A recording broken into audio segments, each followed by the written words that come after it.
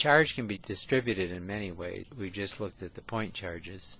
We call those Q prime if we're going to have a prime system corresponding to the source charge, in this case Q prime. We could have volume charges, and these are the units, by the way, of the densities. This would just be a point charge.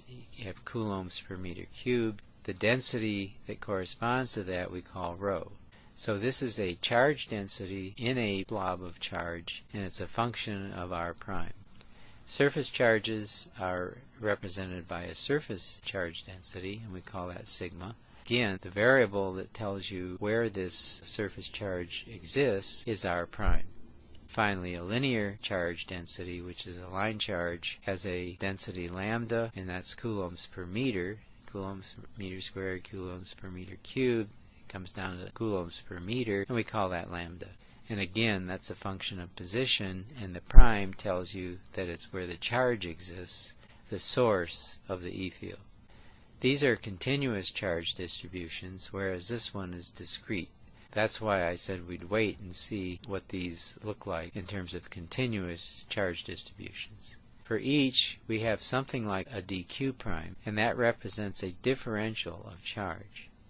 So for point charges, we would normally just say dq prime is equal to these q primes. And I just want to point out that sometimes we use a delta function for defining point charges. This is a special function that has the properties that when we integrate, it pops out a point charge. So here's the discrete case again. We want to look at these vectors again in terms of the difference vector, the vector that defines the positions of the charge, and the field point, which is defined by R. So for a volume charge density, what does dq look like? dq prime is equal to the charge density at R prime times the volume element, d tau prime. So this is the charge density at the point R prime, and d tau prime is the volume element enclosing the point defined by R prime. So if we bring back our blob of charge, this is in fact a volume of charge. And so we have a charge distributed through this volume tau prime, so this is the whole volume where there is charge. We have a volume element, which is a three-dimensional volume. That's our d tau prime. And remember, we said dq prime was equal to the charge density at this point, R prime, times the volume element. Okay, so now we have the same arrangement. We have R prime pointing to this volume element, which is a dq prime. We have an R vector pointing to our field point here, and then we have our difference vector here, which we called funny R, and that's our R minus R prime. Let's suppose again for this particular charge we have this differential of E field, which I've really drawn wrong, because if this is a point charge we'd either be in this direction or in this direction.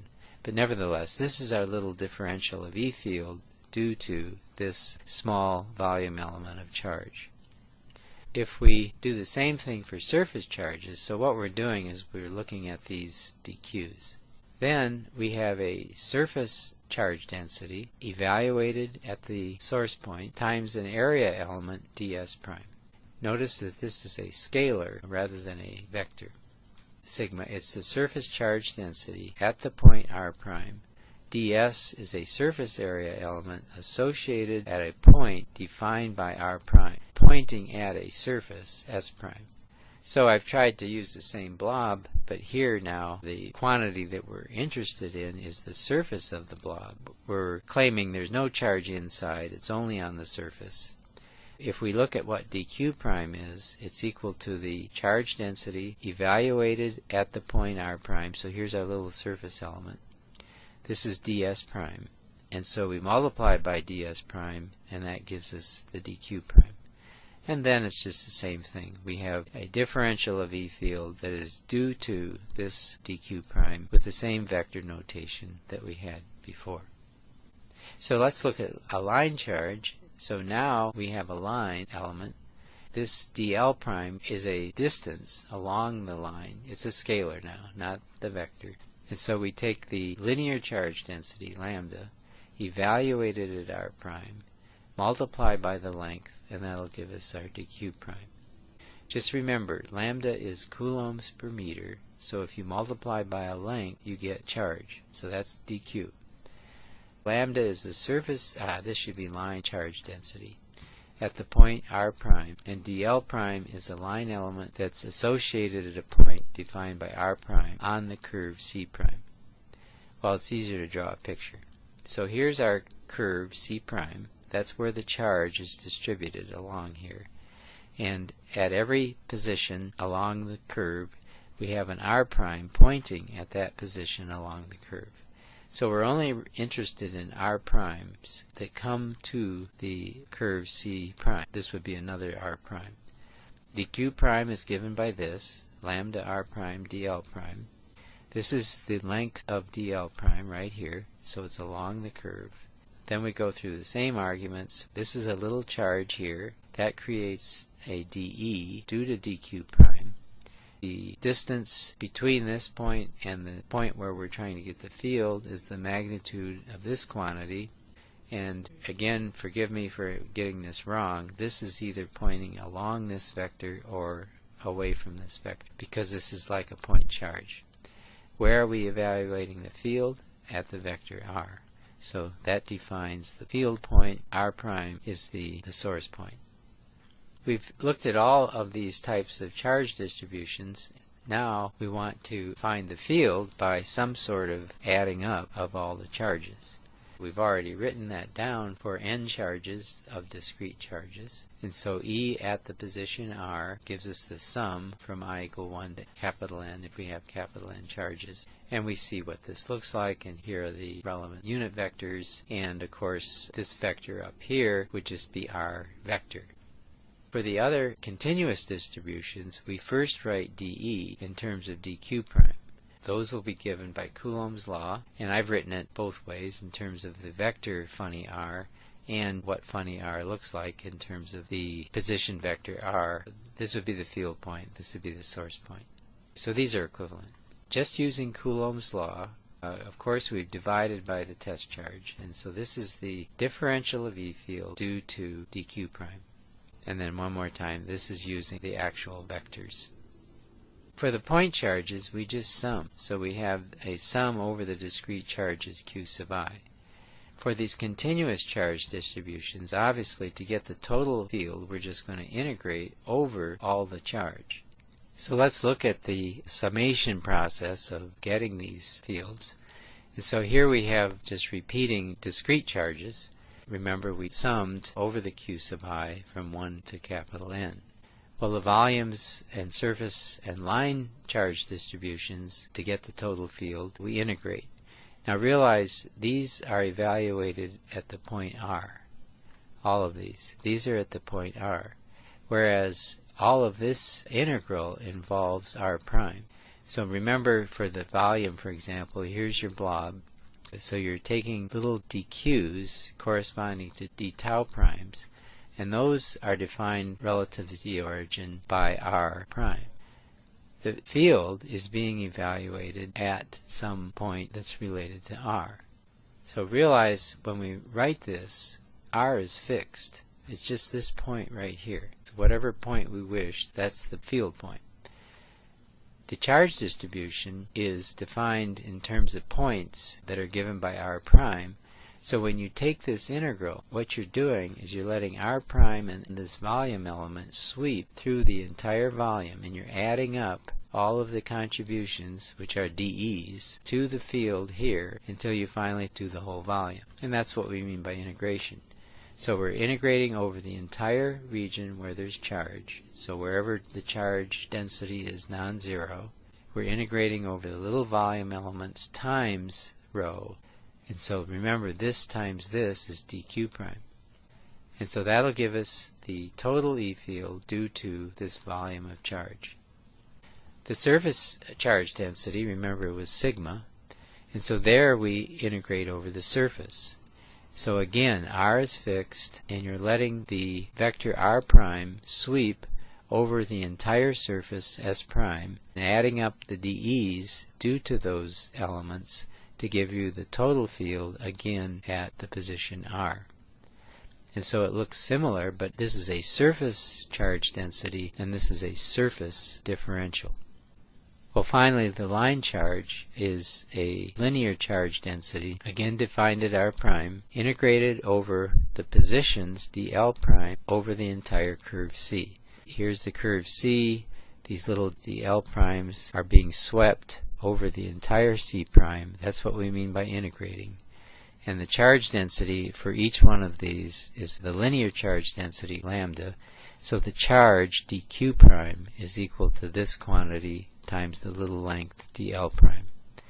So you add those all up, and so remember what you're doing. You have some point here which is defined from the origin, and so this is r, and then we have this vector here, sorry for the wiggle, this is r prime, and we're letting r prime sweep along the curve C prime, and we're adding up every component of the E field. Remember, each one gives a dE, and so as we go along here we add up all those dE's and we end up with the final E of r at the point r.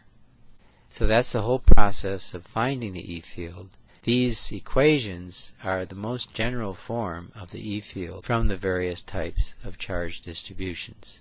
I've tried to go through them in detail, but you should try to understand what every factor involves and why it's there.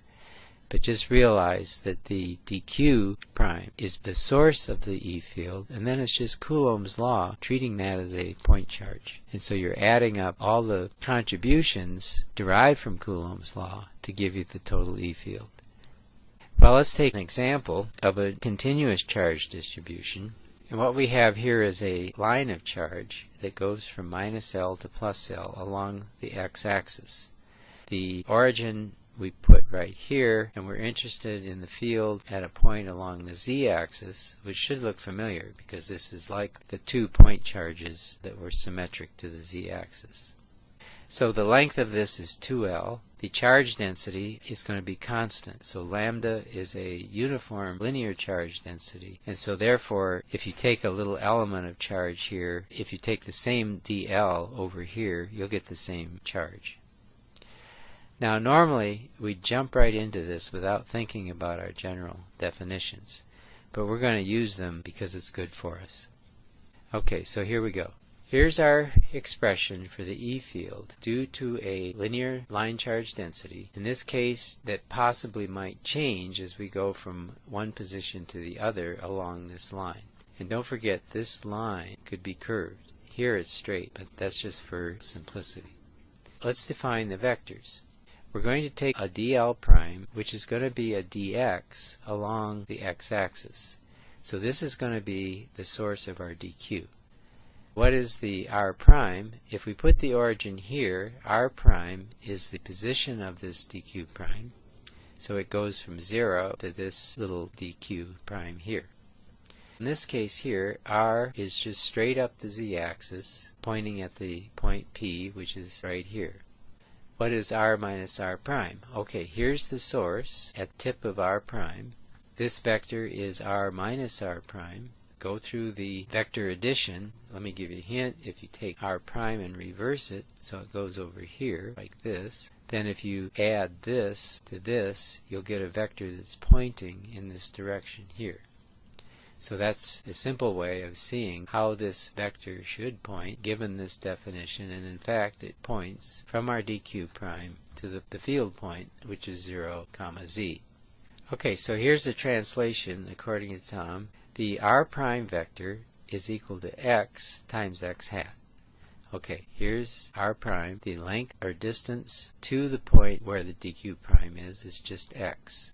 If you go in this direction, don't forget x is negative. So that gives you this. And so if you look at the vector r prime, if x is negative, then r prime will be minus something x hat. R is simple. It's just z times z hat. So you just go up the axis. R is increasing in this direction, and so z hat will give you the direction of r. So now we form r minus r prime, which we've done here. And what is it? It's just the sum of these two with a minus sign on r prime. So here's the minus sign. So r is equal to this. This is r prime for the difference. So in other words, if you take r minus r prime, you'll take r minus r prime. take the magnitude of this, and so you square this component, add them up, and then take the square root. So that simplifies this expression here. Alright, so now we look at the differential of charge. This is dq prime. I told you this was uniform, so it's really independent of r prime as long as we're along this rod of charge. So between x being minus L to L, we get lambda dx for the dq prime. Lambda is a constant. Here's the translation according to Tom, the same wording. Here's the picture again. So here's the setup for the integral. Here's the expression we derive for the E field due to a line charge. We take the translation according to Tom and put it into this expression. The first thing I did was bring out k lambda, so that's right here. I put in our r minus r prime vector, which is right here, and I've taken the product of this length times this length and cubed it, so that the 2 times plus 1 will give us the cube. Well, what is the magnitude? It's equal to this expression here. Just to remind you, that's right here. So now you expand this, and so you get a 3/2 power, and this would be x squared plus z squared to the 3/2 power. You'll have two terms. You'll have the x component and the z component. So let's take these separately. So we take this one first, and we keep k lambda out here. If you look at this integral is minus x over this quantity here. It goes from minus L to L. And so if you do that integral, this is the result, and you evaluate between minus L and L. Well, you can see that this is symmetric, and so when you put the minus sign in, you get 0. So the result is, if you look at the x component, when you add them all up for all these little dq's, the x component cancels, and so you only end up with a z component. So let's calculate that. Here's the z component coordinate dependence. So here it is just rewritten. We look at that integral, so you have a z here which is not changing, and then the x squared here. If you carry that out, then what you get is this expression here evaluated at minus L to L. So this is a common integral that you can find. Evaluating that, this equal to this quantity here, and that's in the z direction. So you now put those together, and you only have a z component. So this is E along the z-axis at z. It's only in the z direction, and so we just put the 2k lambda back times this quantity here, and this is the answer. So the E field is going to be decreasing. Look at all the z down here. We're going to be decreasing as a function of z, and a constant up here, which if you have more charge density or more length, this will be a larger field.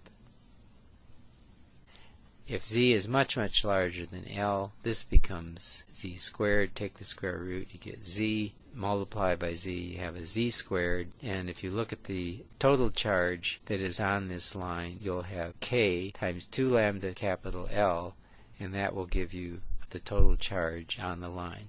So this becomes a point charge if you get far enough away. This is what the line looks like. I'll go way up here. Here's your field point here. It looks like a point charge.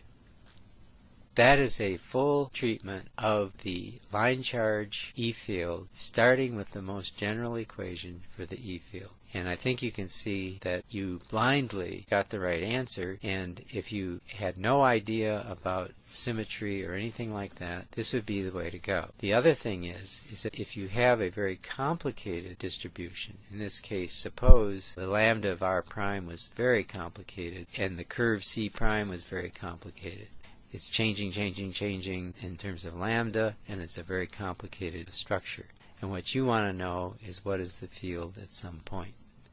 Well, what you do, you start here, right here, and you do this with a computer. So you are doing a simulation of the field, and you are doing it by taking discrete dLs. You're adding up all of these and finding the E field here, and that's all this is right here. So if you put in the description of C prime and the dl primes and the lambda r primes and can write it in ways which will allow you to add these all up, you can get the E field here. And if you say, I need to know it everywhere, well, it's going to take you a long time, but you can do it. You just break up space into cells. So that's one reason why we give these general equations, because they're the starting point for finite element types of analysis. The traditional solution for this problem over here uses symmetry. Because of the symmetry, you could have jumped into this right away. So if you go back to our example of the E field due to 2 point charges, you can start here and call this one of the point charges and this one the other. Draw the fields like you did here, so you'd have the differential. So this dE is due to this charge and dE1 is due to this charge, and so you get these two vectors here. If you look at the symmetry of this problem, you can see that the x components cancel. And so you come over here, you draw these vectors, and you see that this component cancels this one. And you can write those down in terms of angles and so on. So in other words, you put your angle theta here, we did over here, and show that the x components are equal but opposite in direction. Remember, we said that the z component was 2 times the field due to one side, and you can do the same thing here. If you look at the total E field for these 2 point charges here, it's equal to this right here. You then say, well, what is dE sub z due to these dq's? It looks just like this one over here, except q is replaced with dq. If you write dq in terms of lambda dx, you have a dE sub z, which then can be integrated to give you this expression here. All of this could be found in what you might call a simpler set of steps using the symmetry arguments that I just gave you. Which would I prefer? It depends on the symmetry. If the symmetry is really easy to see and you understand what you're doing, then this is fine. The other approach forces you to think in terms of the derivations that we gave you for the E fields for the different types of charge distributions. So next time I'm going to discuss more E field examples. We'll look at slightly more complicated charge distributions.